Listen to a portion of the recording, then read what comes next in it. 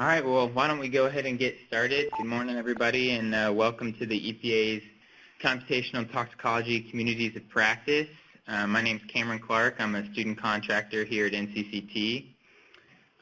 Today we are going to be hearing from a couple of folks. We're going to hear from Dr. Scott Glaberman from University of South Alabama and Dr. Stephanie Padilla from US EPA's Integrated Systems Toxicology Division. And they are going to be presenting on evaluating the Zebrafish Embryo Toxicity test for pesticide hazard screening. Before we get started, I want to go ahead and ask for any updates. Are there any Tox 21 updates? This is Rick Paulus. I just wanted to remind the Tox 21 community that we have our fall face-to-face general meeting tomorrow hosted at NCCT by the FDA. Great, thank you. Any NTP updates? That was NTP. All right, great. NCCT updates?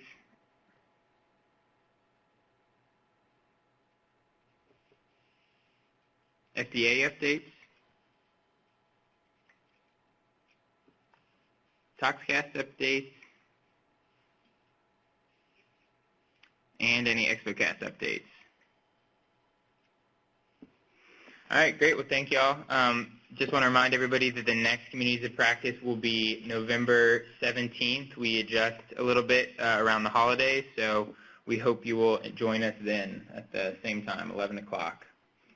And with that, I'm going to go ahead and let Scott take over. Great, thank you. First, I want to say, a big thanks for having me and letting me speak. And so I'm going to talk today with Stephanie about a project that actually started when I worked at EPA. I was in Office of Pesticides, which I'll talk more about in a second. And I started this project, and now I'm at the University of South Alabama, continuing to do some of this work. But before I start, I also want to say that, I'm really excited about the ToxCast program and data set and computational toxicology in general. And, I came across some data that Stephanie had produced as part of the ToxCast program in the literature, when I was at EPA, and it was just this wonderful data set, sort of ripe for the picking for answering questions about, toxicology and risk assessment that were important to me in my office at the time. And so I think it's just wonderful to have that resource out there, and it can lead to a lot of other kind of research downstream that I think is really important. So before I get started talking about the project that I want to speak to you about today, I want to give you a little bit of a background about myself, just very quickly, so you know where I'm coming from, because it's a little bit unusual.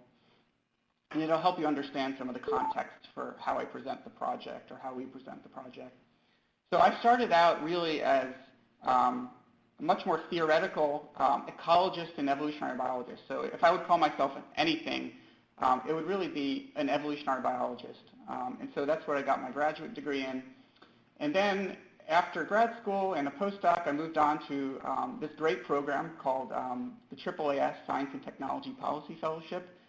So it's really a way for people with an advanced degree to get a foot in the door into government, and that's how I landed at the EPA.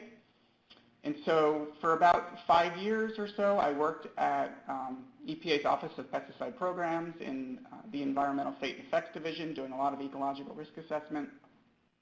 And then only recently, in the last year, have transferred back to academia, where I am now at the University of South Alabama.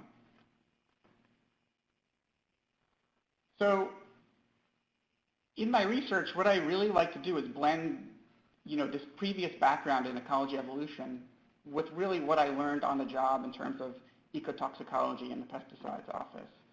And so a lot of the things that evolutionary biologists think about is variation. So I'm really interested in variation, not just in toxicology, but in general. How do organisms, species, or within species vary at the molecular level, at the physiological level? How do their life histories vary? How does their ecology vary? And a lot of this has a lot of relevance for toxicology because obviously toxicity is happening at all these levels. There's molecular effects.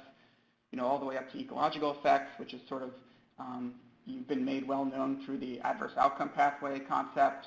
And really what I like to think about is, not just looking at model organisms, but thinking about how do all the species that we're trying to protect from chemicals, how do they differ at all these different levels? And one of the main ways this can be applied in the world of toxicology and risk assessment is through this concept of surrogacy. So that's something that is used a lot in risk assessment. We can't test on every kind of organism. And so what I'm really interested in is understanding variation between organisms in terms of toxicity and how much can we extrapolate or generalize information that we receive from one organism to another or one individual to another. So that's just some general background for how I approach things and look at things. And among those ideas of variation includes life stage. So that's a little bit what I'm going to talk about today, and that's part of my interest is one life stage equivalent to another in terms of toxicity, and why or why not? So today I'm going to be talking about fish. And in the world of ecological risk assessment, many of you may know this already, but one of the main standard tests for assessing risk and hazard from chemicals is sort of the standard juvenile fish toxicity test. So there's a US EPA draft guideline for this, the 850-1075, that's a fish acute toxicity test. And then there's a corresponding OECD TG203. So both those rely on testing on juvenile fish. And so, there's some parameters around that. So I think in the EPA guidelines, there's some weight parameters. And then in the OECD, there's different species-specific ranges I believe, for weight. So both these tests are 96-hour exposure tests. They both have 5 chemical concentrations with at least 7 fish per concentration. And they're both looking at lethality and abnormalities in these fish measured at every 24 hours. The species that are usually tested in freshwater, typically the rainbow trout, bluegill sunfish, fathead minnow are really the most common. But there are a lot of other species, especially if you look at the OECD guideline, and that includes zebrafish as well, which we're going to be talking about a bunch today. And then in terms of saltwater fish, the most popular in terms of what we would see at EPA would be the sheep's head minnow, but there's also some silver sides that are in the guidelines as well. And much more recently, the OECD has come out with a test guideline 236, which is a fish embryo acute toxicity test, sometimes abbreviated as the FET. And so if I say FET, that's what I'm talking about, the embryo toxicity test today. And so that test is really geared towards zebrafish, but I believe there's a few other species where embryos from those fish have been used. So this guideline test deals with newly fertilized eggs. I think it's 2 hours post-fertilization that go into the test. It's a 96-hour exposure for the OECD test with 5 chemical concentrations, 20 eggs per concentration, and it's mostly measuring different aspects of lethality, which I have listed, and those are looked at every 24 hours. So the concept of fish embryo testing has been talked a lot about in the literature. There are actually dozens of papers on the zebrafish embryo testing. And one of the reasons it's sort of been touted as being really beneficial for risk assessment into the future is that the testing of zebrafish embryos or other fish embryos can be very high throughput. And so the embryos can be easily manipulated. They can be put in small well plates. They can even be moved around by robots that some labs have. So the embryos are transparent, so you're able to evaluate different malformations and some of the lethality measures. The fish have a high fecundity, so there's a lot of ability to gather embryos for testing. They develop rapidly, which allows you to see a lot of these things like malformation developing over a very short amount of time. And then there's also this, I think, a more controversial animal use issue, which I think it's generally understood that people want to get away from animal testing, but I think there's different laws in different countries and places about whether embryos are protected life stages or not. And so there's some questions about benefits to animal use by testing on embryos versus juveniles. So there's definitely a few aspects that are really beneficial for risk assessment as well in terms of the embryo testing. Since you're able to get away with doing some testing with much less resources than you would be with a juvenile test where you need a lot more care. So there's several different uses for risk assessment, including potentially using the embryo test as a range finder for getting at that right concentration for looking at the juvenile tests. That's one thought.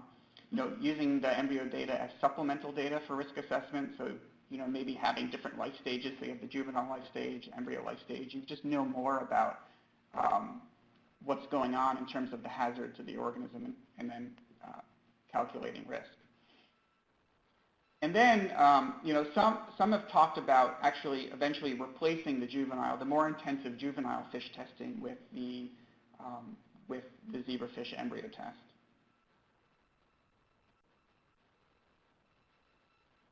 So because of that, a lot of people have set out to look at how the sensitivity of embryos, and primarily zebrafish embryos, are comparing to all this data we already have on toxicity to juvenile fish. And so, there's two papers shown here. This table comes from a paper by Scott Bellinger et al. From 2013. And so there was also a previous study from Lammer et al. A few years prior. And both these studies compared the FET, this sort of OECD-style zebrafish embryo test, to the juvenile data for many species. And they compared, as you can see from this table, a lot of different chemical categories and functional classes of chemicals. And the one, since I was in the pesticide office, the one I was really interested in was the group of pesticides. You can see, there's about a dozen pesticides tested in Lammer et al., and then about 20, a little over 20 in the Bellinger et al. Paper. So on this slide, the figure you're looking at is a comparison on the x-axis of the fish embryo test. So that's an LC50 measure. And then on the y-axis is sort of the standard juvenile fish acute toxicity data. And so one of the major conclusions from this paper, and then a few subsequent papers, is that you can see there's a pretty strong relationship between the embryo data and the juvenile data. And I didn't write it up here, but the R-squared, so the coefficient of correlation is about 0.9, so the R-squared is about 0.81. And so that's a pretty strong relationship, and it's pretty visible.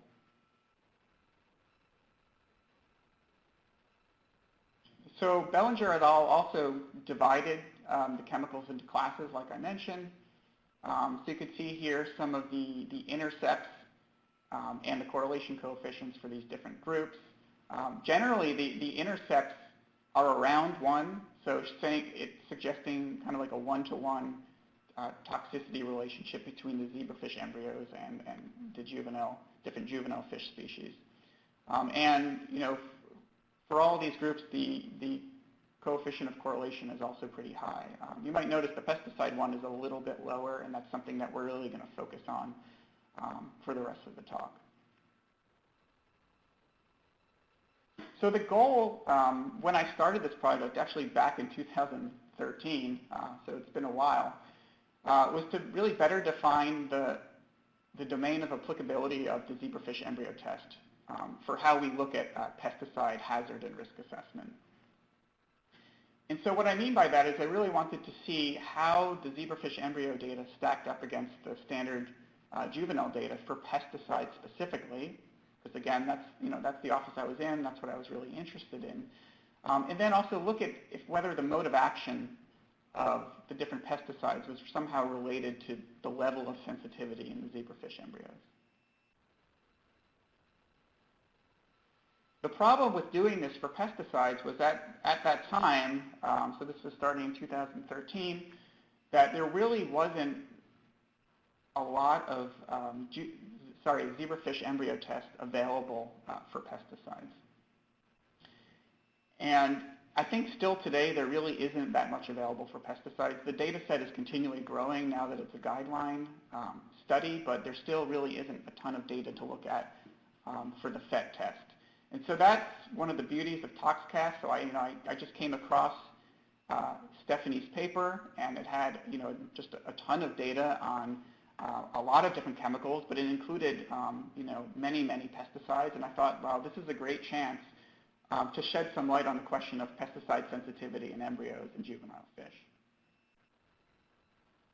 So that's when I actually got in contact with Stephanie and learned about her data set, and now she's just going to talk for a few minutes about the ToxCast assay for the zebrafish embryos, and then we'll come back to me in a few minutes. Okay, thank you.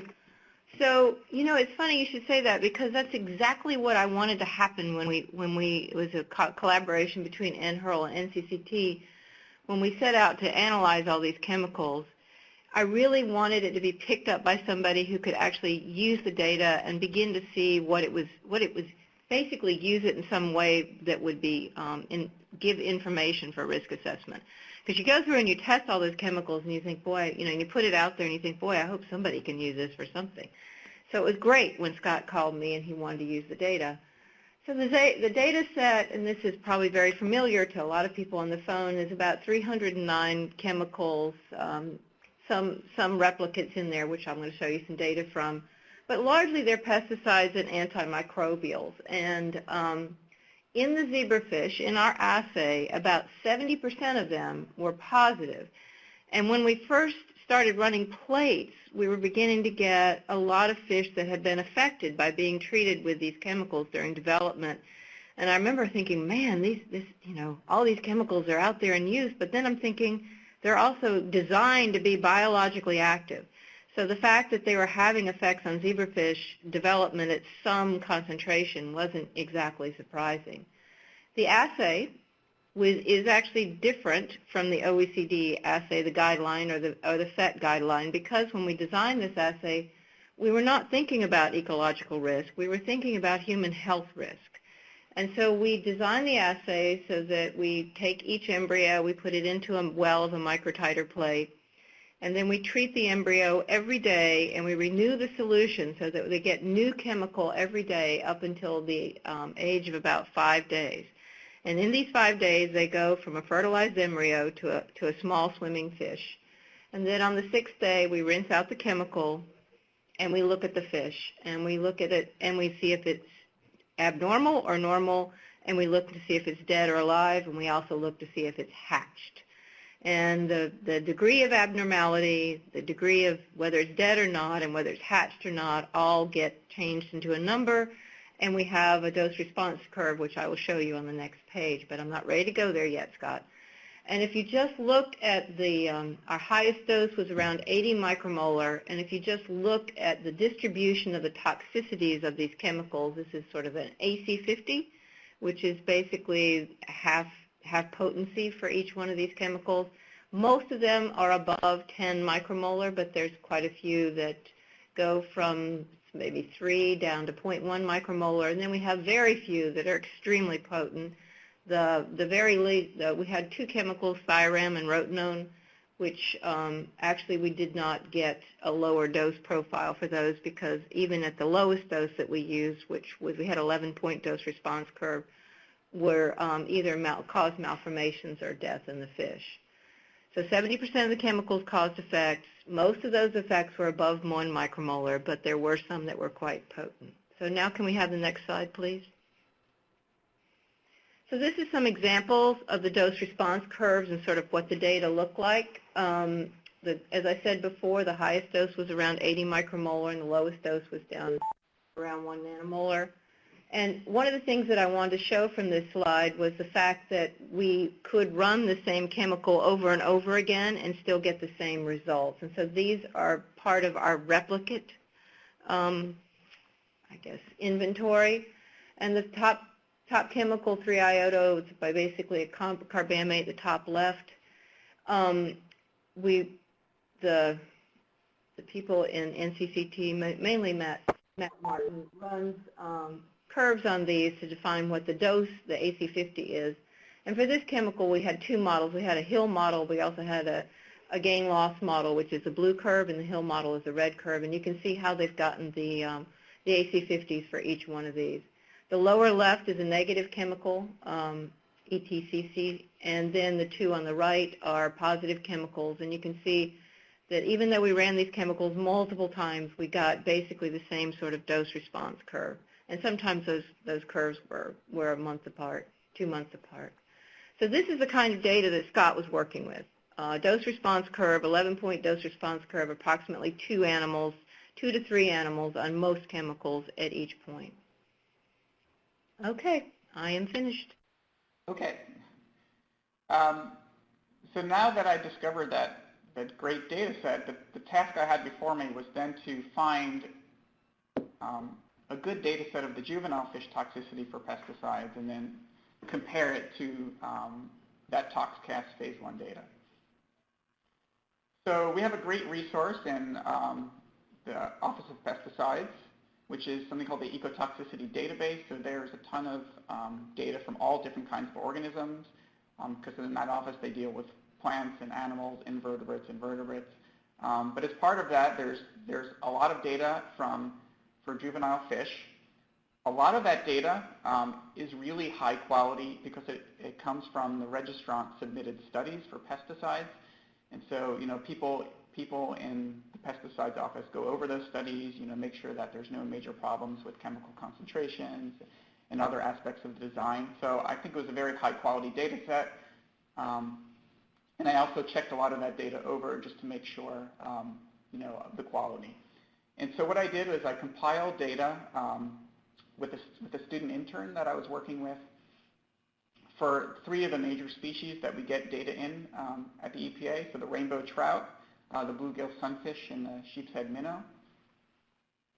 And so I collected LC50 data from those 3 species, and I limited my search for this data to obviously juveniles, because that's the question that we had, and then only tests that were conducted during 96-hour exposures, just to make sure that we're looking at everything the same way, because exposure can affect the LC50.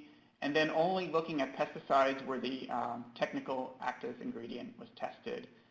So no formulations, just technical active ingredient. And I made sure to go back to each study and check on exactly what was being tested in each study. One concern I had really up front, and then we kind of got this through the review process, was why aren't you comparing zebrafish juvenile data to the zebrafish embryo data? And really, it comes down to the fact that, at least from what I've seen and what we've seen at EPA, is that zebrafish juveniles are really not commonly tested. There's not a lot of studies received. In OPP's ecotoxicity database, there were only 10 records. Later on, when we were going through the review process for submitting this to a journal, we also looked at EPA's WebICE database, which has a lot of records as well, and again, not a lot of zebrafish juvenile data, so it really wasn't possible to make that comparison. And so, in the end, what I found was 161 chemicals that matched the ToxCast pesticide embryo data for at least one of these 3 species that I was looking for the juveniles. So the first thing I did when I had the juvenile data all together is I just wanted to see how the different species stacked up against each other in terms of the LC50s for each species. And so what you can see pretty clear here, and I'm not the first person to show this, is that there's a really strong relationship between different fish species in terms of acute toxicity LC50. And so most of the R-squareds are, actually all the R-squareds are above 0.75, showing a strong relationship.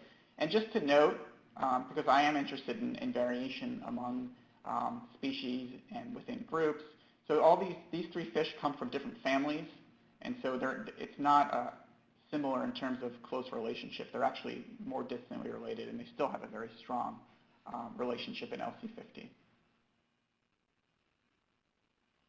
So the next thing I did was compare the zebrafish embryo data to each of these 3 species. And just before I talk about this slide, I want to note that, so Stephanie mentioned this calculation of an AC50, which blends lethality and some measures of malformation. So one of the things that I had to sort of dissect when I was doing this paper was trying not to mix LC50 and AC50 because obviously malformations can potentially mean something different. So along the lines of this study, I worked with someone named Stefan Scholz, who's a real expert in zebrafish embryo testing and a lot of other aspects of toxicology. And he had actually taken the data set that Stephanie had produced, and he took out only the mortality data and left the malformation data out, and he calculated LC50s from the ToxCast phase 1 data. So you're going to see sometimes that I'm presenting LC50 for zebrafish, and that's really the malformation data taken out, and then sometimes you'll see AC50, which is that combination of the malformation and lethality. So anyway, what you can see when you plot on the x-axis the zebrafish embryo data, in this case the LC50 versus the 3 different species, is a really poor relationship. So you don't see that same robust relationship that we saw in the Bellinger et al. Paper, for instance. So these are really low R-squared values. You just need to look at these figures and know that the relationship is not very strong. So, I thought a little bit about what to do about this. At first, sort of the result was disappointing. I felt like maybe there was something wrong with the data set that I collected. I didn't know what was going on. And then, my next thought was that pesticides are not really a uniform group of chemicals, right? There's, herbicides and insecticides, and even within those groups, they work in different ways. And so I began to split the analysis out by sort of broad mode of action categories. And for this, it really helped to work with people from Gulf Breeze, mainly Mace Barron, who's done some good work actually starting to categorize different chemicals into mode of action groups. And I think he's got a recent publication on that. And he worked on this paper with us. So I divided the analysis by mode of action. And as you can see here is just sort of these broad mode of action groups. You can see there's definitely something going on when you look at the data split out like that. So for instance, the things that we're calling acetylcholinesterase neurotoxicants, things that are working on the acetylcholinesterase enzyme, those are in the black circles, kind of unusually form almost a vertical column of data, around a log AC50 in this case we're looking at of 1. And then for things that we're calling non-acetylcholinesterase neurotoxicity, which is pretty much all other neurotoxicants, including some of the sodium channel modulators and a bunch of other smaller groups. So those are in the blue X's, and they almost form a linear relationship that's just lower than the 1-to-1 toxicity line, which is the dotted line that I'm showing up there. And then there's a few smaller groups of chemicals. So there's chemicals that react under reactivity.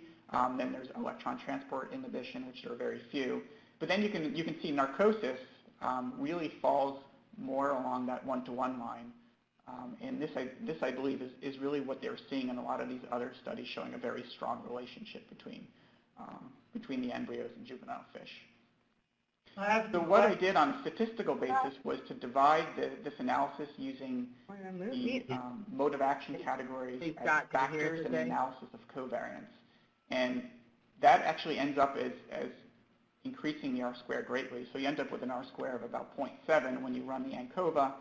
And interestingly, the slopes of the different chemical categories are not different, but the intercepts are different, significantly different, especially for those non-acetylcholinesterase neurotoxicants, basically showing that the non-acetylcholinesterase neurotoxicants have an intercept that is just lower than the 1-to-1 line on the graph, indicating that zebrafish embryos just kind of across the board are relatively insensitive in this test compared to the juvenile fish data. So kind of the bottom line is that the mode of action does help to explain kind of this big blob of poor relationship that we saw in the initial regression. Scott, can you hear us okay on your end? Yes. So we had one quick question, I think, along this the line. Go ahead. Two quick questions. What is the dosing scenario for the juvenile fish? Is it daily? It's usually flow through. So it depends.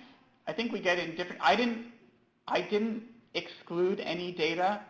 So some of these can be static or static renewal tests. So sometimes the chemical is added again every 24 hours. Sometimes it's not. If it's a really stable chemical, it might be just added initially and then just measured throughout to make sure it hasn't gone down. And then sometimes you can get a flow-through study where that chemical concentration is being maintained. If I had a larger data set, which we might do in the future, I might actually be able to divide that analysis out by, let's say, static versus static renewal versus flow-through test. So it kind of runs the gamut in terms of when that chemical concentration is renewed. And the second question is, what is the definition of a juvenile fish, I guess, compared to a embryo or larva? Yeah, I think that's a great question, and I have to say I can't completely answer that because the guidelines are pretty vague, I think, both from OECD and from the draft EPA guidelines. So I think there's some maximum weight parameters around some of the juvenile fish testing, and if anyone knows the answer at the end, please let me know. But I think generally it's sort of a standard practice of what we've seen in terms of getting studies in. But I can't really tell you like that there's a firm age limit or weight limit, sort of minimum and maximum. So I can't really answer that. Thank you, Scott. Question from the phone. Did you derive an R-squared for each of the sub-mechanisms that you listed there? I don't believe so. I think this R-squared is reflecting the total analysis. I did look into doing like a separate slope and intercept for each chemical separately, but I didn't report that in the paper. I have that analysis somewhere, so running each subgroup independently in the regression. But yeah, I don't remember offhand. I know that the non-acetylcholinesterase neurotoxicants were pretty high too. It's probably 0.6 or 0.7. The acetylcholinesterase inhibitors are obviously, it's very confusing because it's forming that kind of vertical column. And so there's really almost no relationship. So I think it's clearly going to vary among group, but I think the non-acetylcholinesterase neurotoxicants were really high, as well as those acting under narcosis. Thank you. Scott, I'm curious to know, like LC50 stands for lethal concentration where 50% fish die.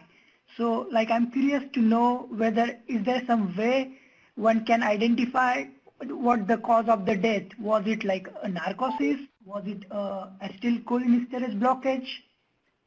Or it could be there are many non-specific and off-target effects that occurs in a dead fish. So are you talking about the juvenile fish test or in the embryo? Yeah, I'm trying to understand the y-axis. The LC50. So that's the straight, LC50. So we will get sort of observations of sort of frank toxicity, but to say what causes death in this test, I think would be very difficult. So it really was the LC50 is just a measure of lethality from these registrant submitted studies, and that's pretty much all I can glean out of it. Yeah, thanks.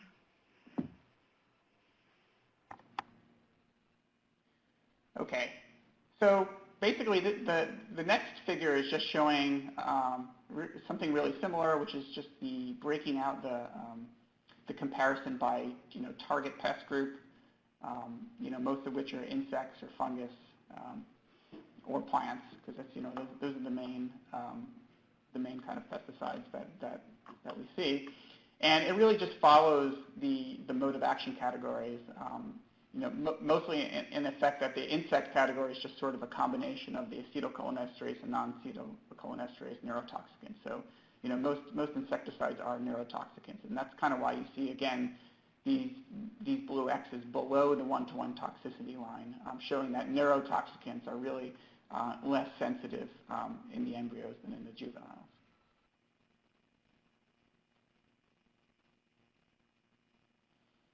So to kind of conclude about what we were seeing from these initial analyses is that chemicals acting under narcosis, the embryo tests are fairly predictive of the juvenile fish toxicity test. And you just pardon me, it says juvenile adult, but it really is juvenile on that y-axis.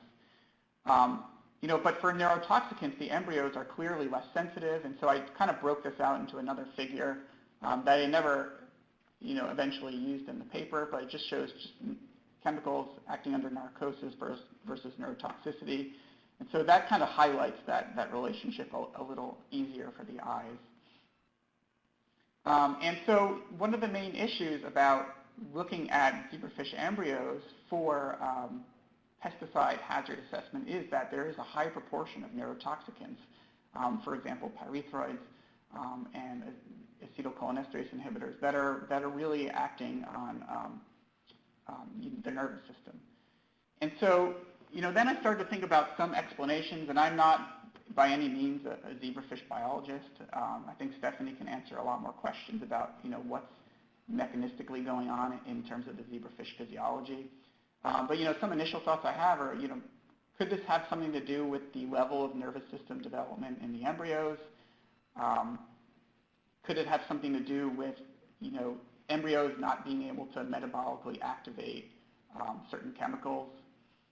And could this have something to do with the sort of the basic structure and physiology of the embryo in terms of whether the chemical is being taken up into the embryo versus the juvenile fish? So those are just some thoughts that I had.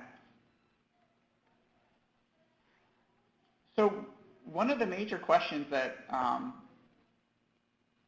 I had in terms of looking at this relationship that didn't quite match up between the zebrafish embryos and the juvenile fish was, maybe there's something different between the way the ToxCast data was collected on embryos versus the way the kind of this more now more standardized OECD TG236 FET test is done. And so this chart is just comparing a few different aspects, it's not an exhaustive list, but just a few different aspects of the FET test versus the ToxCast data. So one main difference is that the OECD test starts at around 2 hours post-fertilization in terms of exposure, whereas the ToxCast data starts later at the 8 hours post-fertilization. I think there have been some studies indicating that those initial hours past fertilization are a key point in terms of sensitivity. So that was one thought about why there could be this mismatch. But if you really look at the relationship that we saw in the regression before, clearly for chemicals acting under narcosis, there is a really good relationship between the embryos and the juvenile fish. So I don't really think that's the explanation, unless it's something really neurotoxicant specific in terms of the sensitive period. Another difference that Stephanie already mentioned, that she was looking at 11 concentrations and typically 2 or maybe 3 embryos per concentration, whereas the OECD test is doing less concentrations but more embryos per concentration.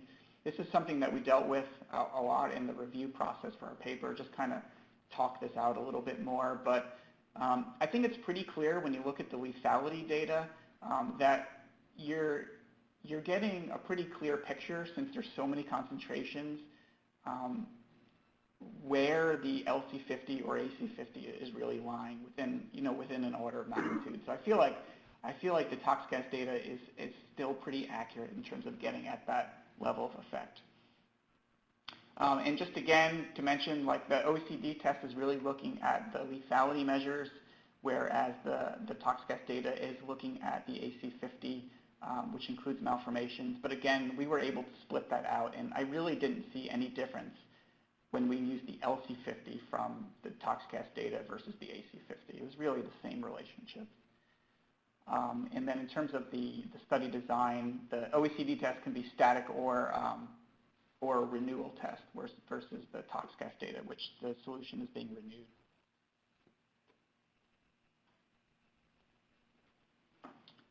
So, you know, another way I tried to look at this was simply by comparing whatever data I could find from the ToxCast data set of the embryos to whatever is available for the OECD FET test.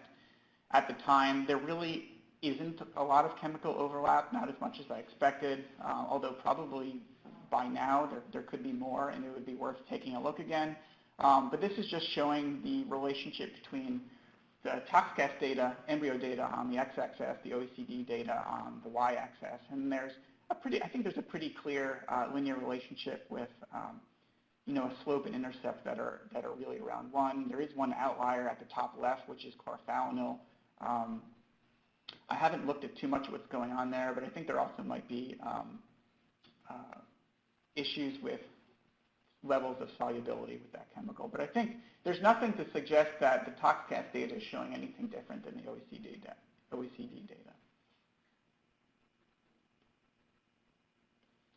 Another question I think that came up was, you know, again, why weren't we comparing the zebrafish embryo data to zebrafish juveniles? And if we did that, maybe we'd be much more likely to see a pretty clear relationship for neurotoxicants or any other chemical group. And for that, if you look at the Bellinger et al. Study, they actually had found enough zebrafish data for the wide chemical spectrum they were looking at. So remember, they weren't just looking at pesticides, so they had a lot more potential zebrafish juvenile data to choose from. And this table here is just showing all the slopes, intercepts, and coefficient of correlation data for all the different comparisons of the juvenile fish data. And I've just highlighted some of the relationships between other commonly tested fish species, so bluegill sunfish, fathead minnow, rainbow trout, medaka, Japanese medaka, and the zebrafish. And you can kind of see that the coefficient of correlation is actually really high. There's a really good match between the zebrafish data and any of these other fish species, suggesting that it's really not an issue of not comparing to the zebrafish data. I think you can compare it to any fish species, and you're kind of getting something similar. So after I had started this study and after I'd found these sort of puzzling results about the neurotoxicants, I had contacted through Stefan Scholz, who's in Germany, and he's doing a lot of work on the FET OECD testing and looking at some outliers in this kind of testing. So his group recently published a paper, a really nice study, trying to get at this sort of insensitivity in neurotoxicants and some other chemicals. And so what you can see here is, again, on the x-axis, the FET data, and then on the on the y-axis, the AFT just stands for the juvenile fish test. And what you can see here is a really strong relationship for most of the chemicals they were looking at. And they were looking at a lot of different kinds of chemicals, but there's some chemicals that are really, again, below that 1-to-1 toxicity line that are considered outliers. And among those are definitely some neurotoxicants, so abbreviated APM, that's azinphosmethyl. CPY is chlorpyrifos, and then there's permethrin, endosulfan. So there's a bunch of different neurotoxicants there. So this group was also witnessing the same thing that I had seen in my data set. So they recently did a really nice study to try to begin to answer some questions about why there's an insensitivity or lower sensitivity of certain chemicals in terms of the zebrafish embryo assay. And they looked at 8 chemicals in the embryos, and they specifically looked at 5 neurotoxicants, so endosulfan, dieldrin, aldecarb, azinphosmethyl, and S-phenvalate. And so, you know, some of those are acetylcholinesterase inhibitors. Some of those are working on sodium channels. And what this study did was look at a few different things about what might be causing this insensitivity or lower sensitivity. One thing they did was look at the stability of exposure concentrations. Maybe these certain kinds of chemicals are just not staying in high concentrations for long during the test. They also looked at limitations in the uptake of the chemical into the embryos. And then they also started to look at embryonic movement as a possible alternative endpoint instead of looking at lethality, maybe some other effect concentration that we can get to raise that level of sensitivity. So I'm not going to go over this figure too much in detail, but just to say that they did some modeling to look at internal concentrations, and they found that those were close to steady state for these chemicals, and they found that there were similar bioconcentration factors in the embryos compared to adult fish. And so I'm not a huge expert on bioconcentration and these kind of things, but I think their major conclusion was that there was not any huge difference between what's going on in adult fish and in the embryos, and there's really no thing to think about uptake is causing a differential effect in the neurotoxicants. So something really interesting that they did was look at locomotor response to try to get at another kind of effect concentration to sort of bypass the lethality issue. And so they measured swimming activity and over the 96 hours. And they found basically that by looking at swimming activity, they were creating these distributions of movement of the embryos over a certain amount of time and comparing the control animals in terms of their distribution of movement and distance traveled to the ones that were treated. And they found that there was really no difference, no significant difference between the movement patterns of the ones treated with these different concentrations of neurotoxicants versus the controls. Sorry, they were finding that there's a really dose-dependent relationship between the neurotoxicant response and the concentration. So I got that backwards.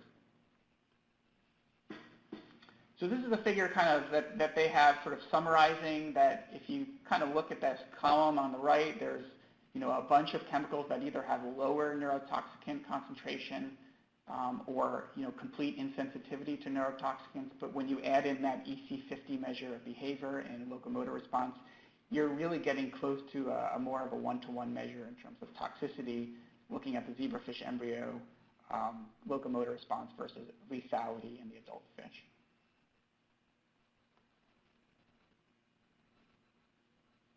So some conclusions from this work that we recently published in Environmental Toxicology and Chemistry. One major idea is that people are really looking toward using zebrafish embryos for risk assessment because of this issue of resource intensiveness of the juvenile test. But I think based on the results that we found is that there should still be some caution in using the zebrafish embryo test sort of for prime time pesticide hazard and risk assessment. And some ideas for how to deal with this could be potentially using a tiered approach. So if we know that something's a neurotoxicant, for example, a new chemistry, maybe this will automatically trigger a juvenile toxicity test. And so some other ideas about how to look at the situation would be maybe we can design, you kind of see on that left figure on the bottom, there's a clear sort of different intercept for the neurotoxicants versus chemicals acting under narcosis. Maybe if we get a bit of a larger data set, we can begin building different regression models for different neurotoxicant mode of action groups. But for that, you can see on the figure on the right, we really mostly have chemicals acting under either acetylcholinesterase toxicity or that non-acetylcholinesterase group is mainly chemicals affecting sodium channels. So I think we really need a larger chemical data set to begin to address that. So one major thing I noticed that was lacking is that there's really little work on newer kinds of chemistries. So the neonicotinoids and then these kind of newer generations of neonicotinoid-like compounds like butanolides and the sulfoxamines. There were no neonicotinoids in the data set that I was looking at. I think there's a little FET data so far. And so I think as we begin getting more information from these different neurotoxicant groups, we can begin sort of separating them out in terms of looking at regressions and other kinds of analysis. And then finally, another idea would be to follow along the lines of Kluver et al., so the group of Stefan Schultz, and examine what other behavioral assays are out there, and if we can find other sensitive endpoints in embryos that can kind of equate them to the level of lethality that we're seeing in the juvenile fish. And so for that, I'm going to turn it back over to Stephanie to talk about some ideas for behavioral screening. Yeah, so this is just a couple of slides to talk about different types of behavioral tests. The first one is very attractive because it actually takes place at about 30 hours post-fertilization. So I'm thinking about behavioral tests that could be worked into already the testing that we do with the zebrafish, or that anybody does with the zebrafish, could be worked into the FET assay too. And this is one called a photomotor response that was published by Coquel about 6 years ago. And in this, he actually screened about over 1,000 chemicals for their neuroactive properties as a possible way to predict which chemicals would be neuroactive in humans, to screen for different types of treatment chemicals for mental illness. And Scott, if you don't mind running that movie again, so it's very simple. It takes place in about 30 seconds. Yeah, just click there. And so these are 30-hour-old embryos inside the chorion. They're not moving very much at all. Every so often you get a twitch. Really bright light. After the bright light, the movement increases considerably, and down below it is a graph of the movement. Then it levels off, and then if you shine the bright light again, they don't move at all. This is a very, and I actually talked to Coquel once and asked him how he discovered it, and he said it was a complete fluke. But if you use this and you look at the pattern of responses, either hypo or hyperactivity in these embryos, you can actually separate out the chemicals on the basis of their activity in the human. And then over on the right is a heat map where they've separated out the activity of the dopaminergic, mostly the dopaminergic, by the different patterns of activity increase or decrease in this test. So that would be a very attractive one and may work very well for testing the chemicals very early on in the exposure. And then if you go to the next slide, this is actually the test that they use, the Culver et al. Used, which is a locomotor response, and it usually is measured about 6 days after development. And this is a picture of the fish and how small they are in a 96-well plate. And down here on the right is the activity, and these animals were actually treated with a cholinergic pesticide, chlorpyrifos. And if you look, you can look at the pattern of activity either in the light or the dark, and the treatment with the chlorpyrifos changes that pattern of activity so that it's decreased mostly in the dark. And so you would be able to pick up changes using the animals that you've already dosed for looking at effects of the chemical. And these fish treated with chlorpyrifos look completely normal. They're absolutely not affected at all morphologically, and of course it doesn't cause any lethality. So it'd be a way of looking at the lower doses and seeing if they do cause neurotoxic types of effects. Next slide. Okay, so I just want to sort of finish out by acknowledging a few different people. So Nate Barron, who really helped with the mode of action categories, and he's a co-author on this recent paper with us. Marietta Echeverria, who was my supervisor at the time I started this project, who actually really gave me the time to do this side project, which I think has come out quite well. Christine Hartless, who really helped with the statistics of the project and the ANCOVA design. I had a student intern, Beatrice Cruz, who helped collect and compile a lot of the juvenile toxicity data. Tom Steger in the pesticides office, who really helped put it in a risk assessment context. And then Stefan Scholz, who offered a lot of helpful insight into the project. And then, of course, Brian Montague, who helps compile the ecotoxicity database that I used to compile the juvenile toxicity data. So I want to thank all of them. And then just want to finish by saying, like, you know, if anyone has questions, I'm happy to answer them. But if anyone has ideas for collaboration, you know, I'm a new faculty. I've been in academia about a year now, and so always looking for people to work with. And if anyone has ideas about how to continue this work in terms of funding opportunities and other things, I'm also happy to talk about that. And so here's my contact info. Or I will be at CTAC in a couple weeks if you want to come and find me. And thank you again. Thank you both to you, Scott and Stephanie. I think we had one question come in during Stephanie's last few slides. So the question is, how do the controls respond to the PMR test?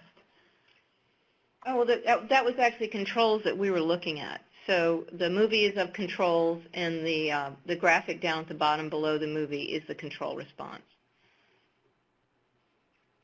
And we only have a couple minutes, but if there's any questions on the phone line or in the room, feel free to speak up.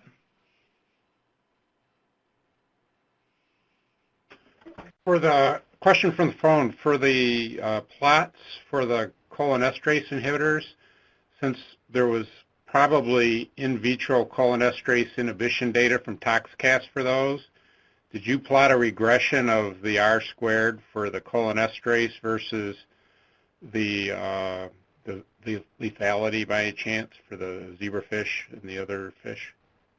Well, I'll start with answering that, Scott, and then you can jump in. The ToxCast data is all rat and human, and there isn't and the cholinesterase data, that assay I don't believe requires any hepatic activation. So if you had a chemical that was a parent compound and not a direct inhibitor, you wouldn't pick it up in that assay.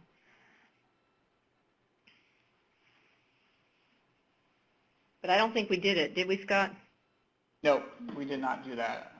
But that's something we can look into. Yeah. I think we have time for one more. We had a question in the room, so I'm going to... This is Audrey Bone. I'm a postdoc at NCCT here. I had a question about the predictivity of the fish embryo test for the neurotoxins in regards to the juvenile test. What's known about developmental differences between embryos and juveniles for some of those mechanisms that were being looked at for the specific chemicals? Because I know that could be affecting that difference if, for example, one of those systems isn't fully developed in the embryo but is gaining development in the juvenile. I can talk about the embryo. I don't know about the juvenile. The embryo pretty much has all of the neurotransmitter systems by the time it begins at about 18 hours post-fertilization, and it's by the time they're 5 days old, they basically have everything at that point. They have all the neurotransmitter systems. So most of those chemicals are hitting those different neurotransmitter systems, so they should have an effect on them. I don't know about the juvenile, Scott. You'll have to handle that. Yeah, I frankly don't know. I mean, this is something that I want to look in a little bit more in terms of the physiology. I mean, I have to mention, because we also got a question a little earlier about do we know kind of what killed them during these tests. And you know, you have to remember that in ecological risk assessment, we're dealing with a lot of different kind of organisms. We're trying to protect pretty much everything in the environment, from plants to animals and vertebrates. And so we often use these major measures in a much larger risk assessment. So we're not really often digging down into the mechanisms of different chemicals in terms of what the specific effects were. But I think now I do have the opportunity to do that. So if you have more specific ideas, you know, I definitely welcome them. Please contact me if you have specific thoughts. Do you think there's any chance that the changes in respiratory systems that occur as they transition from embryos to juveniles could be having an effect? Sorry, can you repeat that quickly? Yeah, do you think there's any chance that the changes in respiratory systems that are occurring as the fish transition from embryos to juveniles could be having an effect? Yeah, again, I don't know. I mean, what do you have specific thoughts along those lines about what might be happening? I mean, I don't have any specific thoughts on it, but I do know that a lot of times with chemicals that show a marked difference in fish embryos and fish juveniles, it can come down to the fact that their respiratory systems are changing and they're no longer respirating across their skin. It's moving to the gill system. I know that's a big thing with metals, which isn't exactly the same mechanism of action, but there could be all kinds of ways that could be occurring for neurotoxin. Yeah, that's a really good thought. I mean, one of the things is, that's a possibility. They're not using their gills. They don't use their gills until they're about 14 days old. The zebrafish don't. So that's a really good possibility. We were also thinking about feeding, because the embryos don't have to feed, whereas the juveniles have got to feed and behave in order to, yeah. Yeah, I mean, I think it's a great thought, because I mean, obviously the nervous system and respiratory system are really closely controlled, and so I think that would be worthy of looking into. All right, well, I think we're out of time, but thank you again to Stephanie and to Scott and to everyone who asked questions. They were really great. I hope everyone will join us again on November 17th for the next Communities of Practice, and until then, hope you're doing well.